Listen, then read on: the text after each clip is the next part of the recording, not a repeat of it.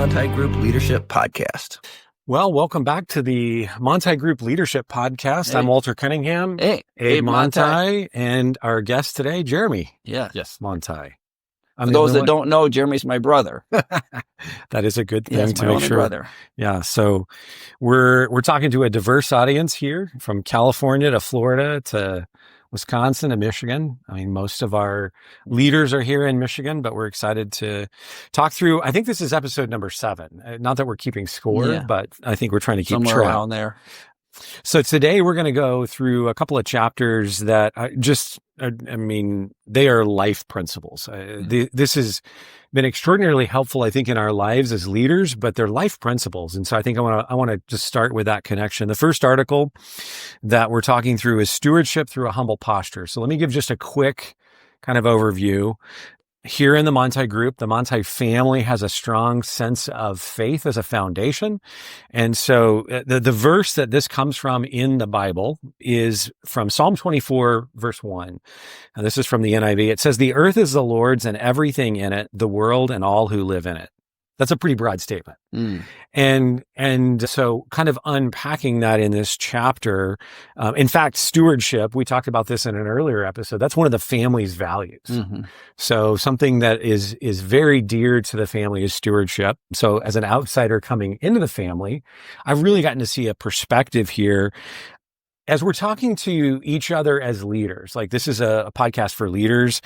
I want to say, that word stewardship can be very kind of esoteric. So what does it mean? It's managing what's in front of you, taking care of what you've been entrusted with. So when I rent a car, I'm a steward of that rental car. Like, how do I take care of it? Mm-hmm. As a leader, whether you're in Sky Resorts or Astro Brands or The Mill, part of Manthei Capital or Manthei Construction, no matter where you are in this organization as a leader, we might say that the application of stewardship is to the team that you lead. Mm-hmm. So that's kind of our focus in this podcast, is thinking about people and how do we take care of the team that we're leading. There's a parable from scripture here. It's called the parable of the talents. Maybe that's new for you. I would invite you to go read it in scripture or in the book. It's in the gray box. I really want to connect, though, the parable of the talents, which is really like what's been entrusted to you. That's a parable is just a story with an application that kind of in a life principle way. But there's a really interesting story that's added here from Ted Manthei. So y'all's great uncle, right? Yeah. Did I get that right? Yeah. Yes. Yeah. Great uncle. I got to connect family tree here because I'm not part of it. But Ted Manthei tells a story. Dan Manthei was the one who recorded it. Oh, you're right. It's about Ted. It's about Ted, but Dan Manthei, your uncle, recorded it. Yeah. And it really comes down to like the roots of this family starts in like berry farming. Yeah. And that causes them to need to create veneer, which causes a veneer mill. So like there's an interesting legacy here. I'm not going to cover that in detail, but what I want to say is they were entrusted with berries to start with. And Dan recounts in this story, like trying to recreate that. Mm-hmm. And what's interesting to me, I underlined a couple of things. Ted and Ernie, as brothers, experienced this concept of parable of the talents when they got started in business. Dan recounts this, and he says in this story, he says, "I finally came to the conclusion," this is actually recounting what Ted said, "that God put his blessing on our folks just because he wanted to. That's God's prerogative." Mm-hmm. And I think there's a blessing on the Manthei family of businesses, not because we're like super smart. Yeah. But because he wants to. He wants to see his work continue. God is good and he knows best. So what I'd like to do, like that's the jumping off point for kind of what stewardship through a sense of humility. Like Dan recounts in his account, they tried to recreate the berries and just couldn't. Yeah. There was a season for berries and then it wasn't berries. Yeah. Then it was veneer. Yeah. So like, let's turn this from now story into like practical. So when you think of stewardship, Abe, I want to start here with you. Just a quick, like from leadership perspective or even a life principle. Mm-hmm. Like, what do you think of when you think of the word stewardship? I think it's easy. And what's cool about that story, it's easy when we think of stewardship to think of, I'm going to control this thing and manage the heck out of it, so to speak. I'm going to get everything I can out of it, because that's the idea of stewardship, is to manage something well. And what's unique here is that, like you said, it's the humility of saying, I'm a steward, but I'm a steward by God's grace. So I think for our family, I mean, stewardship is, like you said, it's one of our family values, and very near and dear. One of the things that we didn't put in this book, but Ted said later in life, God, if you bless me, I won't change my pants. Now that sounds like a wild statement, but let me unpack it for just a minute here. Okay. Ted started out very poor farmer, and he had poor man pants, blue ragged pants. Okay. And as he went through his life and he earned wealth, he didn't change his pants. He stayed with kind of that posture of humility. Now, maybe some would say to an extreme, I won't go to that one way or the other. But in principle, the principle was as the Lord blesses us, our posture is, we are still a steward. It's not, and that doesn't switch from God's it's God's world when I'm poor, but when I become rich, it becomes mine. That's a really interesting application. And again, not to talk about it from an extremes perspective, but what I have actually belongs to God. Yeah. So the stuff, what I drive, that's actually God's. Yeah. That's a family value and a way of seeing, we're entrusted with things. How do we use those things to help others? Yeah. Maybe an application. So Jeremy, let me turn to you and say, when you think of stewardship, what comes to your mind, either in life or in your leadership? Maybe a place where you got it wrong, because I think we've all gotten it wrong in lots of ways. Yeah, no, it's a good question. I definitely think growing up in the Manthei family, this idea of stewardship was something that was certainly talked about. And there was a sense of look, God blessed us with these businesses, with these different resources, so we need to be good stewards of them, which the thought was, donate money to different charities, Christian organizations, try to be generous with the financial resources because we've been blessed. Also put the resources to work. Don't just buy a big, yacht or something and do whatever, but go, put the resources that God trusted you to work. And the parable of the talents, specifically, just in a real quick recap, is there was a master and he gives the servant 5 talents, and that guy doubles it, gets 10. And talent was a unit of currency at the time the Bible was written. Money. Yep. Mm-hmm. The second servant was given, I think, 2, and he turned it into 5. And the third one was given 1, and he buried it, and it just gave it back to the master. And the master said to the one that took the 5 and got it to 10, great job. I'm going to give you more because I can trust you because you've performed with this. The second one, they got 2 and turned it to 5, said, great, I'm going to give you more because you've, grown it. And then the first one that buried it, he said, this is terrible. I'm going to take your 1 and I'm going to give it to the guy who has 10 because you didn't do anything with it. And so even that parable, it's powerful about just putting stuff to work. Now, in my own life, I've had a little bit of a change or shift in perspective on stewardship. A couple of years ago, I've never considered myself a bitter person, but a couple of years ago, just through some circumstances, God really taught me a lot of things about forgiving other people. And it's been really transformational in relationships and perspective. I know we're going to talk about forgiveness, but he put people in my life, just different things I've, read. And really, I had a real heart transformation on this Christian idea of forgiveness and wanting to be somebody who didn't have bitterness, and just really made a positive impact in my life, and just been able to share that with family and stuff. And it was interesting though, because God worked over a number of months, this shift in understanding sort of his design for forgiveness and relationships. And somebody asked me if I would share at our family reunion, a sermon. And it's a lot of work and, family, and I was really busy at the time in work, and I just thought, I don't want to do it. And I hadn't even had a chance to reply no to the email asking if I would give the sermon, because I was I'm too busy.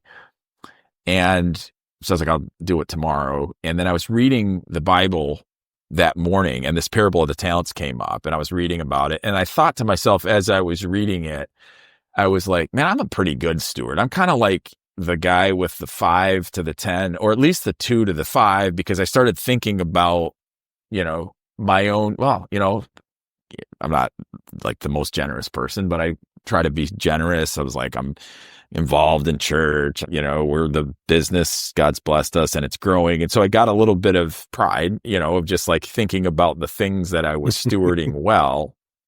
And then I've been trying to pray in the morning. And so got done reading the parable of the talents, pat myself on the back.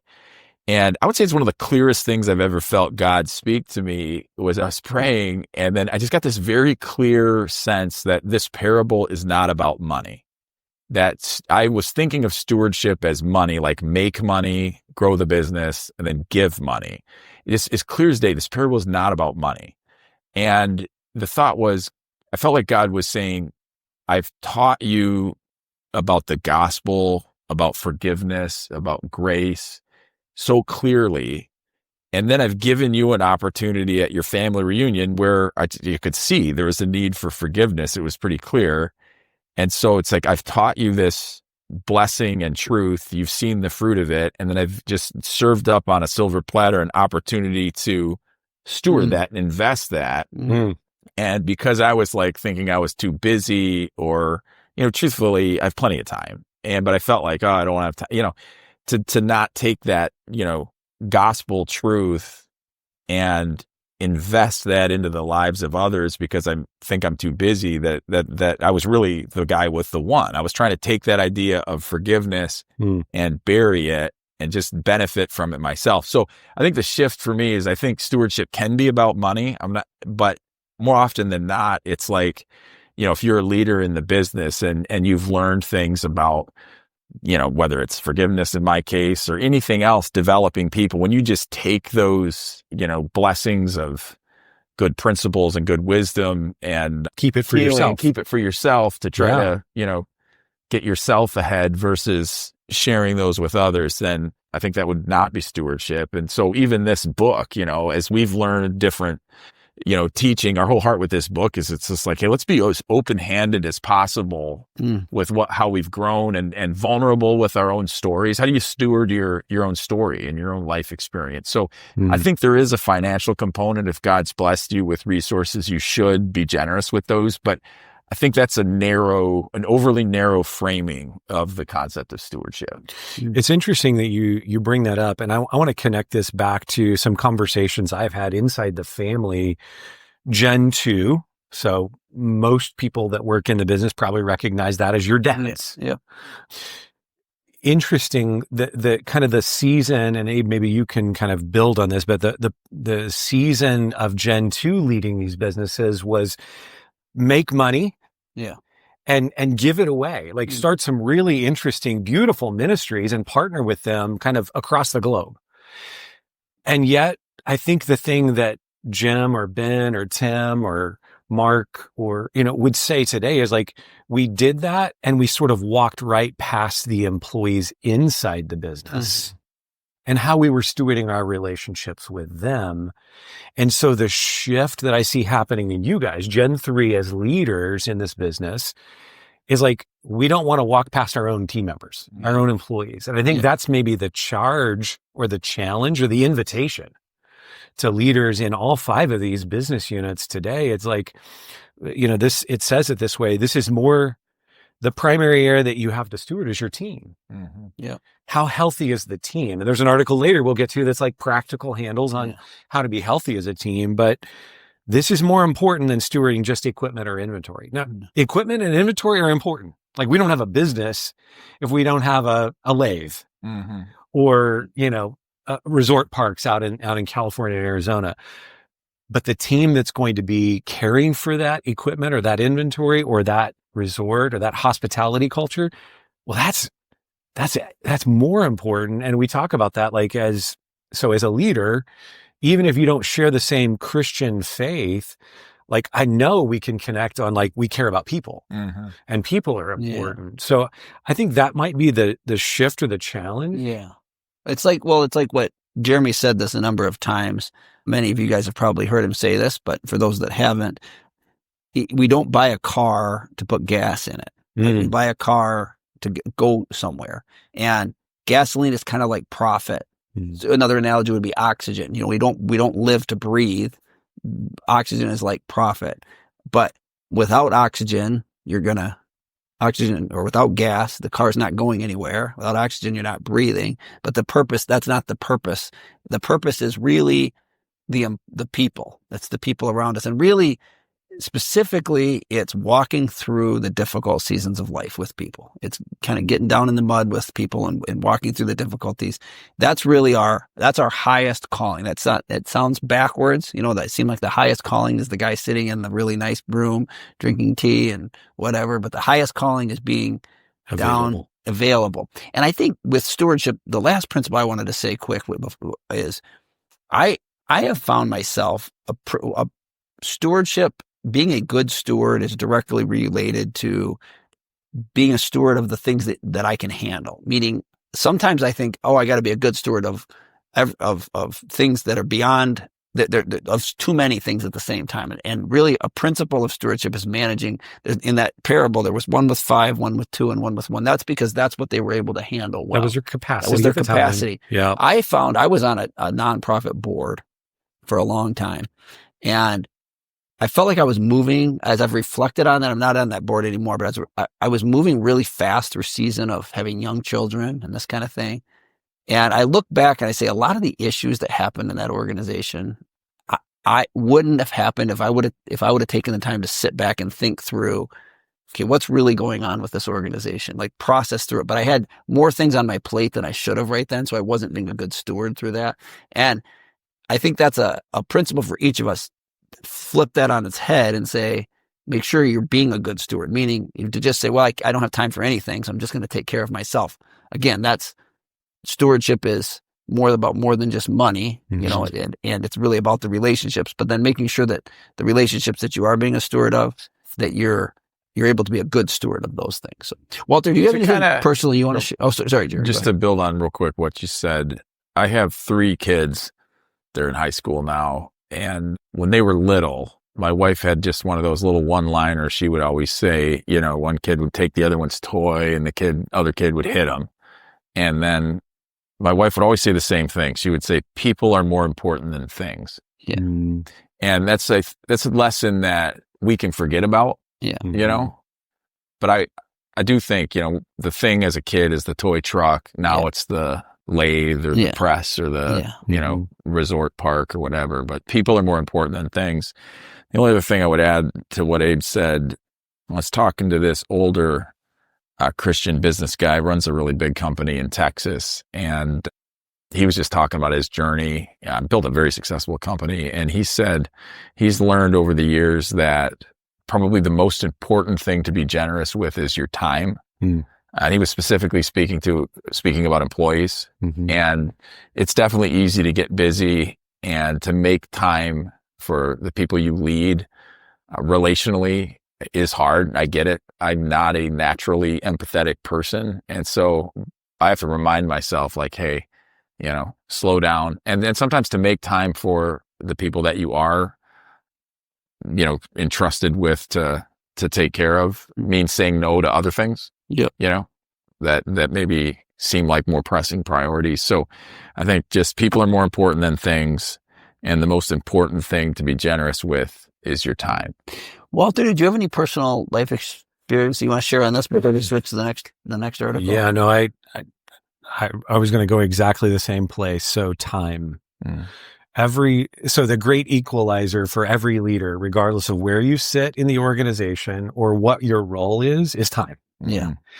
And I've had to learn this the really hard way. So in other words, I've made more mistakes in this category than probably any other. I felt like filling my schedule with task accomplishment, like I'm going to get that project completed. I'm going to get that thing accomplished. I'm going to strive for the next widget to accomplish at the expense of people. So I think that the radical shift that's happened over 30 years, and it is a radical shift. I wouldn't even, if I met myself from 30 years ago, not only would I physically not recognize that person, but I think they would be described with words that we shouldn't use on camera. That's just true. And so I used people to accomplish my goals. Mm-hmm. Meaning I stewarded or was so proud about what I wanted accomplished and the control. So this is that holding it with a closed fist, that my time was more valuable to me and my goals than the people around me. Yeah. And today, I think if you looked, my dad used to have a saying like, show me your checkbook. Most people don't even know what a checkbook is these days, but show me your checkbook and I'll show you what's important to you. Mm. Today, I think a way to think about this as leaders is show me your calendar. Yeah. And how you invest your time, and I'll show you what's important to you. Mm-hmm. That's the place where stewardship for me has radically shifted. And it's still an ongoing shift. Like I have to be accountable. Like I've shown both of you guys my calendar and said, okay, this is the way I'm choosing to invest my time. Does it feel like I'm investing in people over things? Mm-hmm. So I think as leaders, that might be a challenge, which is a natural lead in to the next chapter. Yes. Because I'm going to screw that up at some point today, Yeah. probably. And the next chapter is about forgiveness. And Jeremy, I feel like I shouldn't even try to summarize this chapter, but for the sake of being consistent, forgiveness is something that actually started our relationship and our journey together. Yeah, absolutely. Like it was a question I remember, not because I knew what was going on in your life, but because I felt like God sort of prompted me to say something to you. And I just asked the question, is forgiveness a challenge in your life or in your family? Yeah. And I think I actually asked about a particular relationship. I'll leave that alone for a minute. But what you wrote in this chapter, and I want you to talk about this through your lived experience, but forgiveness is not a feeling, it's a decision. That's like principle number one. So there's some really four practical handles here for leaders. Forgiveness is a decision, not a feeling. Number two, you're making some change commitments to really feel differently. So decisions lead to changes in the way we feel. If I'm struggling with something, I'm not going to bring that issue up to myself. I'm not going to bring it up to the other person, and I'm not going to bring it up to other people. That's an indicator that forgiveness has actually taken root. Principle number three is forgiveness is free. Trust has to be re-earned. So if Abe and I get sideways with each other, and there was real harm done, that's not true. But if there was real harm done, like something that was wrong, maybe he stole something from me, I can forgive. Forgiveness is free. Yeah. But to trust Abe, which is not a problem, but to use it as an example, to trust Abe again, that's going to have to be re-earned. Yeah. That's a really important principle in the model of forgiveness. And finally, forgiveness is not just saying like, if the situation calls for it, you might need to seek justice. Like in real life circumstances, I mean, and this gets real, like abuse, harm, these kinds of circumstances, they're real in life and today. We don't have to admit that was okay. Yeah. We can say that was wrong and still model forgiveness. Forgiveness is for me. That's the way I like to summarize this chapter. And deeply, this is rooted in scripture. Mm-hmm. But if you don't understand the rooting in scripture, like we can all connect to like, we've been wronged by somebody else. There's somewhere in our lives, every leader listening to this, every human being has been wronged. I've wronged people and I have been wronged. Yeah. Will I choose to kind of carry that around? Yeah. The visual I have in my mind about this chapter, I like to backpack. Yeah. I live in Texas and I love to go to Big Bend National Park, but I love to go into the mountains just in backpack. And I carry about a 60-pound pack with me. That's not light. No. You have to train for that. Like I can't just do it on a whim. If I'm carrying unforgiveness around, it's like I'm carrying a 60-pound backpack around all the time. Yeah. And so maybe let's start with Jeremy. I'm gonna let you lead here. Like, why was this chapter so deep? You mentioned it earlier. Why was this so impactful in you, and what have you done with it? So, Walter, when I first met Walter, he was working for a different organization, and he had come up to do a seminar with our family and spent a lot of time with a number of different family members. And the organization was very generous and wasn't charging us for Walter coming up, just did it as to bless us, which we're very grateful for. And it was interesting because, we're a business, we've been involved in different charities. And so normally, people are trying to raise money from charitable organizations or something. And so they always are very complimentary. But I asked Walter, because I thought this was interesting, because Walter, there was no transactional thing. He was just here. And so I said, look, Walter, you've worked with our family for a number of days here. Give us some hard feedback, because you're not, what's something you see that maybe could be improved in your family? And he thought about it for a second. And his question was, does your family have an unforgiveness problem? And nobody had ever asked that before. I'd never even thought about it before. So I did think about it, and I prayed about it, and I couldn't really put my finger on it. But I was talking to another guy who wrote a book, who does a lot of spiritual work with people. I can go into more detail on that later. But yeah, sure. He said in almost every person who has some kind of deeper problems that are manifesting in, different ways in their life, unforgiveness is a root issue in almost every single circumstance, maybe every single circumstance, the people that he works with. And so I don't think does our family have an unforgiveness problem? Yeah, the answer was clearly yes. I don't think that's unique to the Manthei family. No, I think it's not pretty common. I think human. Yeah, and I think Jesus in the Bible speaks about it all the time. When you look for it, it's everywhere. And so Walter asked this other guy, and I were talking about it a lot. And then my aunt, who is the family historian, my Aunt Ruth, was writing a family history. And I asked her, I said, Aunt Ruth, this guy asked me this question, and I was just curious what you think. You've been, chronicling stories from the different generations. Does our family have an unforgiveness problem? And she said, funny you should ask. I just am writing the story about it. And she told the story that's in the book, which was basically, I'll just, summarize it. My great uncle Ted and my grandpa Ernie were in business together for years, Christian guys, stewardship, donating different things, but they got sideways, and it was over like business dealings. And just one guy thought you should do one thing. The other guy thought you should do it different. And they felt like they weren't treating each other fairly, fair, what's fair. And they actually, as Christian guys working together, partners, they didn't speak for 10 years. It's pretty messed up if you think about it. And so the story basically that Ted told his son, which is recorded in the book right before he died, was he was 88 years old, in a lot of pain, had a lot of issues, and he was a Christian, very confident that he would be going to heaven when he died. So he prayed to God. He said, God, I'm tired of living. I'm in a lot of pain. Can you just take me to heaven now?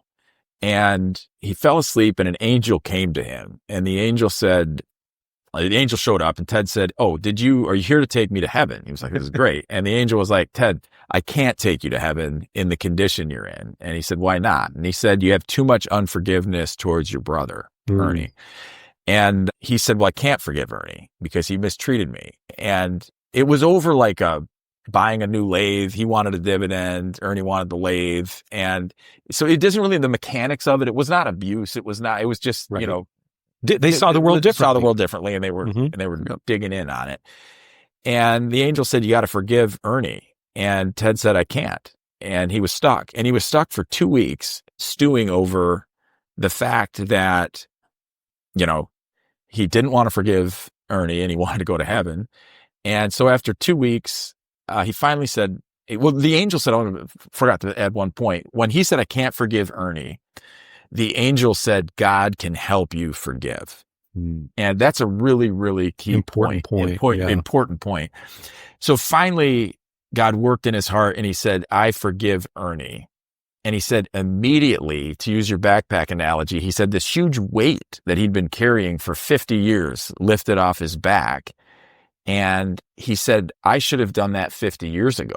And then I got to thinking, and I was like, well, shoot, maybe this is a bigger deal.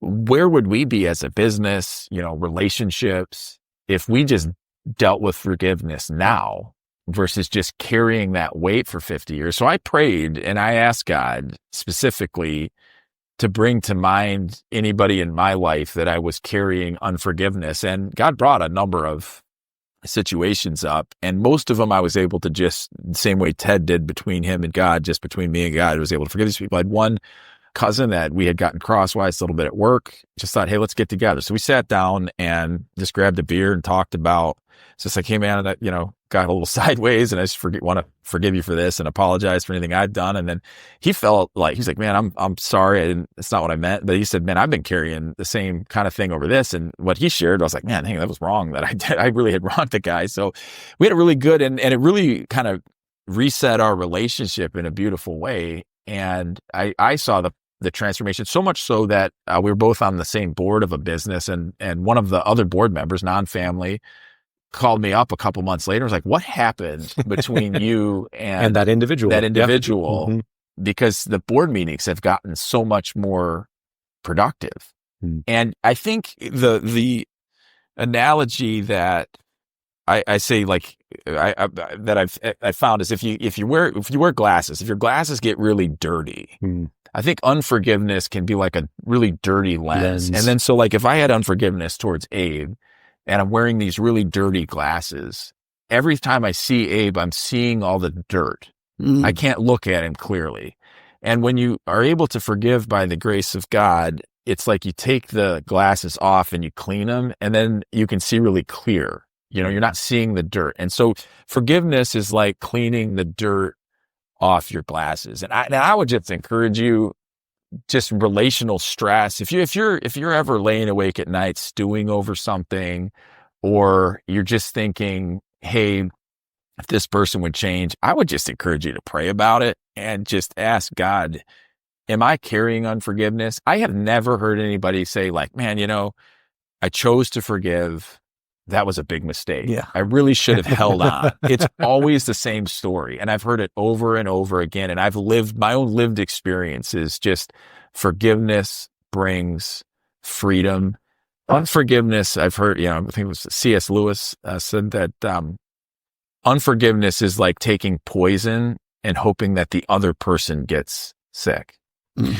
I think you're building on something here. I want to maybe connect this. So practically speaking, this has shown up for me in small ways. If I run into someone that I am holding unforgiveness with, I don't want to see them. Mm-hmm. I don't want to interact with them. If they call me, I want to just disregard that phone call. I don't want to see them in the hallway. I don't want to have that conversation. It's like a sinking feeling in my gut as a leader where I know I need to confront something.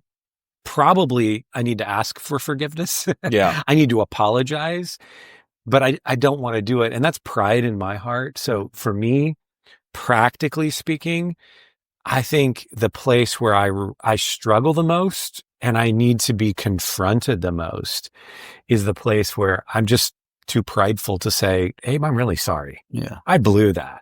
I messed it up. Would you forgive me? That to me as a leader, so leader to leader, like just honest conversation, for me, it shows up when I know I don't want to see the other person. Yeah. Like that's for me, and that could be with my wife. It could be with my sons. It could be with a coworker in the workplace. Like this is another one. We just say this is a life principle. Yep. And I think your friend that was talking about this, anxiety, worry, like fear, that's the way it shows up. And that's what I'm feeling in my gut. Mm-hmm. It's anxiousness. I don't want to see that person. I don't want to have to deal with that issue. That's what I'm carrying around. That's the backpack. Yeah. And so I'm not sleeping well. I'm not, I'm not who I was created to be.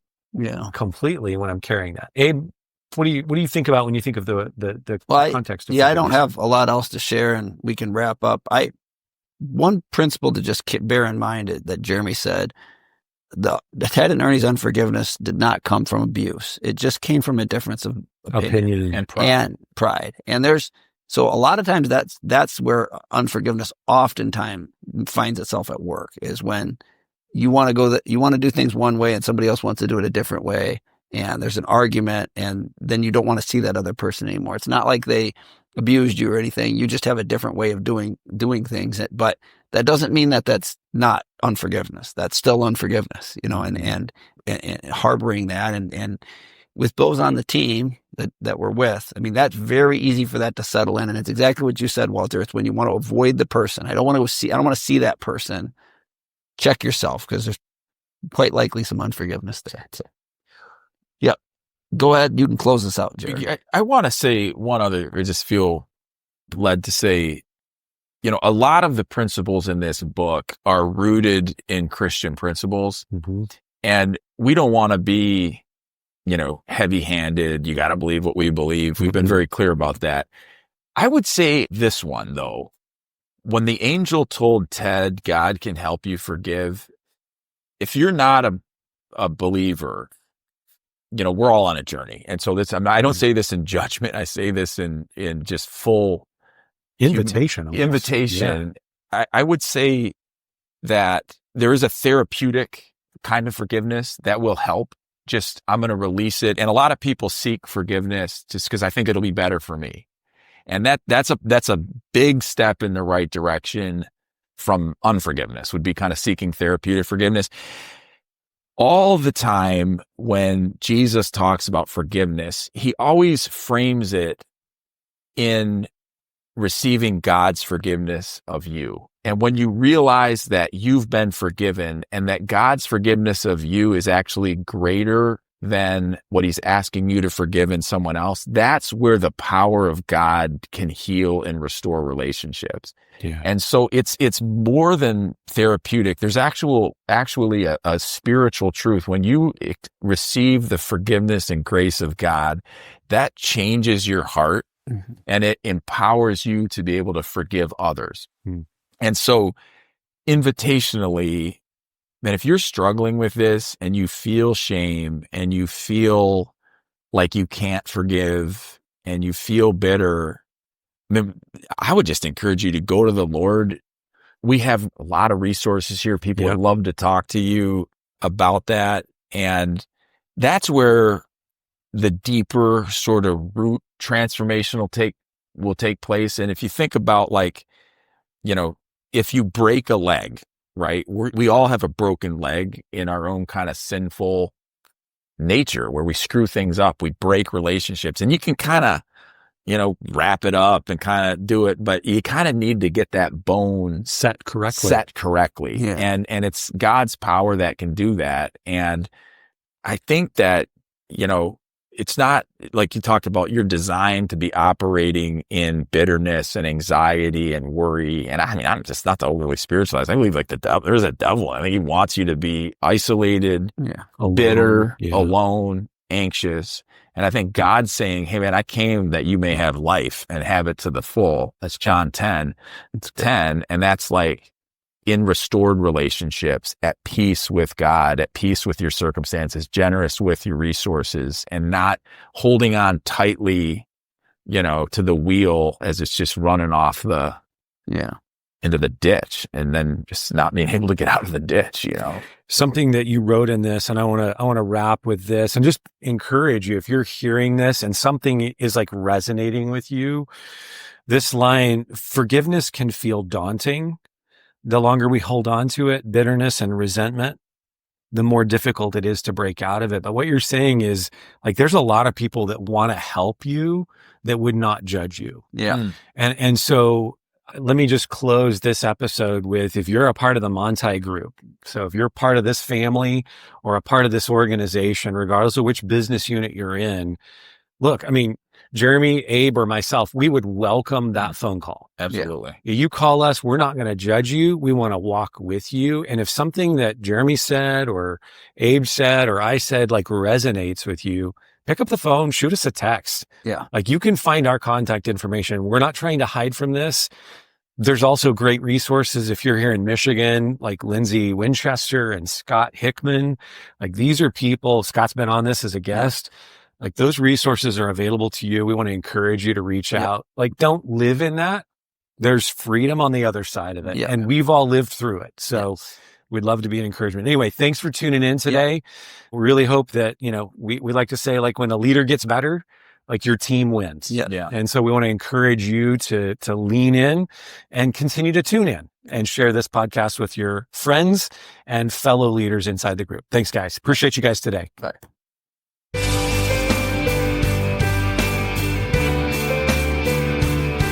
Copyright 2025, the Manthei Group, Petoskey, Michigan.